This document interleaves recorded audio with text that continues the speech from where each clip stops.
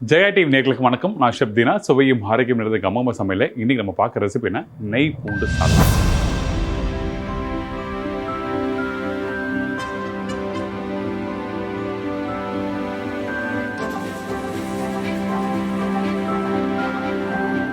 இந்த நெய் பூண்டு சாதம் சொல்லும்போது பார்த்தீங்கன்னா வெறும் பூண்டு கொஞ்சம் அந்த நெய்யை போட்டு லைட்டாக வறுத்துட்டு அதுக்கப்புறம் வந்து ரைஸ் போட்டு பெரிய சாப்பிட போகிறோம்.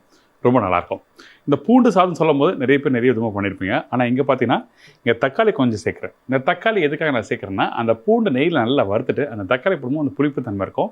இதுக்கு வந்து அந்த கறி மசாலா பொடி போடுறோம். ஸோ அந்த கறி மசாலா பொடியிலேயே வந்து அந்த மிளகு, சீரகம், அப்புறம் முழுதனியா, காஞ்ச மிளகா, கருவேப்பிலை இது எல்லாத்தையும் போட்டு ரெடி பண்ணுறது தான் இந்த கறி மசாலா பொடி. இந்த கறி மசாலா போடுறது நல்லா வாசம் கொடுக்கும். அதனால் கறி மசாலா யூஸ் பண்ணுறேன். நீங்கள் வீட்டில் குழம்புத்தூள் யூஸ் பண்ணுறது அது வேறு, இது வேறு. அதனால் கறி மசாலா பொடி நீங்கள் யூஸ் பண்ணுங்கள். இந்த ரெசிபிக்கு ரொம்ப நல்லாயிருக்கும். ஏன்னா அந்த வாசத்தை தூக்கி கொடுக்குறது வந்து கறி மசாலா. இன்னொரு வாசம் பார்த்தீங்கன்னா நெய்யோட வாசம். மூணாவது வாசம் பார்த்தீங்கன்னா அந்த பூண்டு. இதான் விஷயம், வேறு எதுவுமே இல்லை. ஸோ இதை எப்படி ரெடி பண்ணுறது பார்க்கலாம். அதுக்கு முன்னாடி இந்த ரெசிபிக்கு நம்ம யூஸ் பண்ணுற பொருட்கள் என்னென்னு சொல்லி பார்த்துருங்க. நெய் பூண்டு சாதம் தேவையான பொருட்கள்: வேக வச்ச சாதம் தேவையான அளவு, இடிச்ச பூண்டு 15 பல்லு, நாட்டு தக்காளி 1 நம்பர், கருவேப்பிலை தாளிப்புக்கு தேவையான அளவு, கொத்தமல்லி சிறிதளவு, கறி மசாலா பவுடர் சிறிதளவு, உப்பு தேவையான அளவு, நெய் 2 டீஸ்பூன். இப்போது இந்த ரெசிபிக்கு தேவையான பொருட்கள்லாம் பார்த்துட்டிங்களே. ஃபஸ்ட் நம்ம என்ன பண்ணுறோன்னா அடுப்பு ஆன் பண்ணி நம்ம ஸ்டார்ட் பண்ணுறோம். இது ரொம்ப சிம்பிள் தான், ஆனால் வாசம் நல்லாயிருக்கும். நீங்கள் அந்த ரைஸ் மட்டும் வேக வைக்கிற பக்கம் பார்த்தீங்கன்னா நல்ல வேக வச்ச சாதமாக இருக்கணும். இந்த சாதம் வந்து வேகாத ரைஸ், அதாவது சில பேர் வந்து கொஞ்சம் வெடுக்கு வெடுக்குன்னு, அதாவது என்ன சொல்லணும்னா அந்த சாதம் வந்து பார்த்தீங்கன்னா நல்லா வெந்திருக்கணும், அதே டைம் உதிரியாக இருக்கணும். அது டைமில் இந்த சாதம் வந்து கொஞ்சம் வேகாமல் ஒரு 5% முன்னாடியோ இல்லை 2% முன்னாடியோ எடுத்திங்கன்னா அது நல்லா இருக்காது. இந்த ரெசிபிக்கு முழுமையாக வெந்த சாதம் தான் இந்த ப்ரிப்ரேஷன் நல்லாயிருக்கும். சரிங்களா? நான் பாஸ்மதி ரைஸ் யூஸ் பண்ணுறேன். ஃபஸ்ட் நம்ம என்ன பண்ணுறோம், நெய் போடுறோம். நெய் வந்து வாசத்துக்கு நான் 2 ஸ்பூன் சொல்லியிருப்பேன், இருந்தாலும் 1 ஸ்பூன் எக்ஸ்ட்ராவும் போடலாம், தவறு எதுவுமே இல்லை. ஏன்னா அந்த வாசத்தில் தான் நம்ம கம்ப்ளீட் பண்ண போகிறோம். என்ன சார் நெய் சாதம் ஆகிட போகுது அப்படின்னு சொல்லி நினைக்காதீங்க. இந்த பூண்டெல்லாம் போடும்போது உங்களுக்கு வந்து பக்குவம் மாற ஆரம்பிக்கும், அதனால சொல்கிறேன். சரிங்களா? இப்போது இந்த பூண்டு இருக்குது பார்த்தீங்களா, இந்த பூண்டு வந்து இடித்த பூண்டை வந்து இது மாதிரி போடுறோம். நல்லா க்ரஷ் பண்ணி வச்சுருக்கேன் இந்த பூண்டு. இது ரொம்ப முக்கியம். நீங்கள் இடிக்கிறது சொல்லிட்டு இந்த ஒன்றும் பாதியாக இடிக்கக்கூடாது, நல்லாவே இடிக்கணும். அப்போ தான் வந்து அந்த நெய்லேயே வறுக்கும் போது நல்லாயிருக்கும்.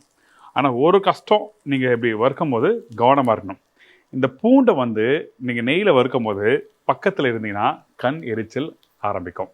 ஏன்னா நீங்கள் உங்கள் வீட்டு கிச்சனில் வந்து உங்கள் கிச்சனோட டோரெல்லாம் க்ளோஸ் பண்ணியிருப்பீங்க, ஜன்னல் சில பேர் வீட்டில் இருக்காது. ஸோ அந்த மாதிரி இடத்துல என்ன ஆகுனா இந்த பூண்டை வறுக்க அந்த கண் எரிச்சல் வந்து அதிகமாகும். ஸோ கொஞ்சம் கவனமாக இருந்து பண்ணிக்கோங்க. இப்போ இந்த பூண்டு போட்ட பிறகு அதிக நேரம் வறுக்க வேண்டியதில்லை, சும்மா லைட்டாக அப்படி வறுக்க ஆரம்பிங்க. கொஞ்சம் லைட்டாக கலர் மாறும். அந்த டைமில் நம்ம என்ன பண்ணுறோன்னா இதில் வந்து கொஞ்சம் கருவேப்பிலை போட போகிறோம். கருவேப்பிலை நெய் சூடான பிறகு உடனே போட்டினா பொரியும், ஆனால் இந்த இடத்துல பொரியக்கூடாது, அந்த கருவேப்பிலை வேகணும். அதனால் நம்ம என்ன பண்ணுறோம், இந்த தக்காளி போடுற டைமில் வந்து இந்த கருவேப்பிலை போட போகிறோம். இப்போது ஃபஸ்ட்டு கருவேப்பிலை போட போகிறேன். அதுக்குமே பூண்டை கம்மிக்காரங்க. இந்த பூண்டு கொஞ்சம் லைட்டாக கலர் மாறுதா, இந்த மாதிரி வரணும். சரிங்களா? இந்த மாதிரி வரும்போது கொஞ்சம் பச்சை கருவேப்பிலை, இதுக்கப்புறம் நம்மக்கிட்ட இருக்க இந்த தக்காளி. இந்த தக்காளி கூட எதுக்காக நான் சேர்க்குறேன்னா காரணம் இருக்குது. இந்த தக்காளி சேர்க்கும் போது இங்கே பாருங்கள், அந்த ஒரு என்ன சொல்கிறது, அந்த ஒரு புளிப்புத்தன்மை தேவை. அதனால் நம்ம என்ன பண்ணுறோம், அந்த தக்காளியில் வந்து கொஞ்சோண்டு லைட்டாக இந்த மாதிரி சேர்க்குறோம். இதான் விஷயம், வேறு எதுவுமே இல்லை. நீங்கள் வெறும் பூண்டு நெய்யும் போட்டு சாப்பிடும்போது நீங்கள் சூடு ஆறிச்சுன்னா அப்புறம்னா அந்த பூண்டு வந்து நறுக்குன்னு இருக்கும். சாப்பிடும்போது என்னடா இது ரொம்ப பூண்டோட வாசம் அதிகமாக இருக்குது அப்படி ஃபீல் பண்ணுவீங்க. அந்த டைமில் இந்த மாதிரி தக்காளி புளிப்பு தன்மைக்கு இருந்ததுன்னா அது நல்லாயிருக்கும். முக்கியமாக நாட்டு தக்காளி 1 தக்காளி போடுங்க. தக்காளி அதிகமாக போட்டிங்கன்னா உங்களுக்கு மசாலா டைப்பில் போயிடும். ஸோ இந்த மாதிரி தக்காளி போட்டு ஜஸ்ட்டு பேனில் டாஸ் பண்ணுறோம். இப்போ டாஸ் பண்ணும்போது இந்த இடத்துல நம்மக்கிட்ட இருக்க இந்த கறி மசாலா பொடி இருக்குது பார்த்தீங்களா, இந்த கறி மசாலாவை அப்படி லைட்டாக போடுறோம். அதிகமாக வேண்டாம். உப்பு தேவையான அளவுக்கு, கொஞ்சம் இந்த கொத்தமல்லியும் போடலாம். கொத்தமல்லி போட்ட பிறகு அந்த நெய்யில் போட்டு பரட்டி அப்படி ஒரு மசாலா மாதிரி வரும். அப்போ சாப்பிட்டீங்கன்னா ஃபஸ்ட் கிளாஸாக இருக்கும். இப்போ இதெல்லாம் போட்டாச்சு. இப்போ இந்த இடத்துல அந்த மசாலா நல்லா என்ஹான்ஸ் பண்ணி தரதுக்கு முக்கியமாக என்ன பண்ணும், கொஞ்சமாக தண்ணி, சும்மா 1 ஸ்பூன் அளவுக்கு தண்ணி ஊற்றுறோம். இப்படி போடும்போது அந்த மசாலா இதோட சேர்ந்து கொஞ்சம் அந்த தக்காளியும் ஸ்மாஷ் ஆகும். அப்படி ஸ்மாஷ் ஆகும்போது என்ன ஆகும்னா அந்த ரைஸ் போட்டு பெரட்டி எடுக்கும்போது மிக்ஸ் ஆகிடும், ஒன்றோட ஒன்று ஒட்ட ஆரம்பிச்சிடும். அதான் விஷயம். இப்போ இந்த வேக வச்ச சாதத்தை நமக்கு தேவையான அளவுக்கு நம்ம போடுறோம்.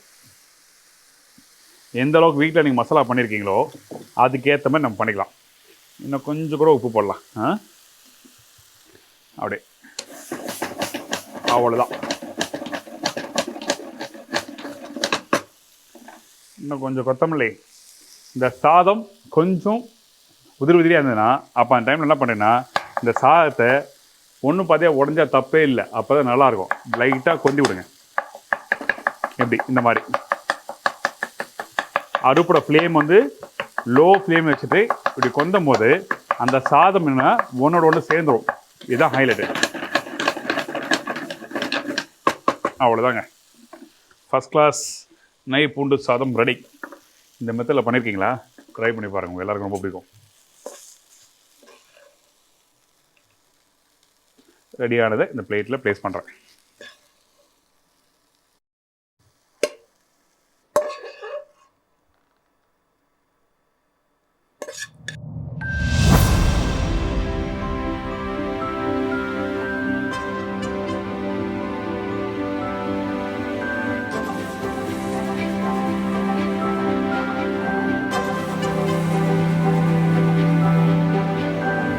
அவ்வளோதான், ரொம்ப சிம்பிள். இது நீங்கள் வீட்டில் எப்போவுமே வந்து ஒரு வெரைட்டி ரைஸ் பண்ணுங்க. நீங்கள் புளியோதரை, எலுமிச்சப்பழ சாதம், தயிர் சாதம், தக்காளி சாதம் எல்லாம் பண்ணியிருப்பீங்க. ஆனால் இதில் வந்து நெய், தக்காளி, பூண்டு, கருவேப்பிலை இந்த 4 பொருள் தான். கொஞ்சம் அந்த வாசத்துக்காக அந்த மசாலா பொடியெலாம் போட்டேன். சாப்பிட்டு பார்த்தலாமே. முதல்ல சமைக்கிறவங்க தான் சாப்பிட்டு பார்த்து கரெக்டாக இருந்தால் தான் மற்றவங்களுக்கு கொடுக்க முடியும்.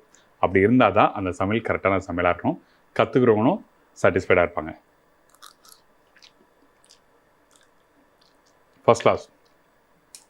இது அந்த சாப்பிடும்போது அந்த நெய்யோட ஒரு மைல்டான ஒரு வாசம், டேஸ்ட்டு, அந்த பூனோட ஃப்ளேவரு, தக்காளி அந்த நெய்லேயே வதக்கும் போது என்னன்னா உங்களுக்கு வந்து ஒரு அந்த பழுத்த பழம் மாதிரி ஆகிடும். அப்போ இதெல்லாம் சேர்த்து சாப்பிடும்போது நல்லாயிருக்கும். இந்த மாதிரி ப்ரிப்ரேஷனு சூடு ஆறி சாப்பிட்டீங்கன்னா அந்த அளவுக்கு எடுத்து கொடுக்காது. சூடோடு சாப்பிடுங்க.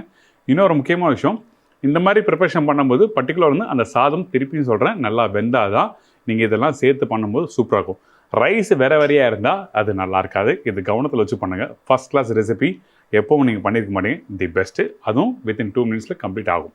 இன்றைக்கி நம்மளோட கமகமா சமையலில் ஒரு அல்டிமேட்டான ஒரு 2 மினிட்ஸ் ரெசிபி எப்படி பண்ணி சொல்லி கொடுத்துருங்க. ட்ரை பண்ணி பாருங்கள், உங்கள் எல்லாருக்கும் ரொம்ப பிடிச்சிருக்கும். இதே மாதிரி நான் இன்னொரு நாள் ஒரு புது ரெசிபியோட சந்திக்கிறேன். பாய்.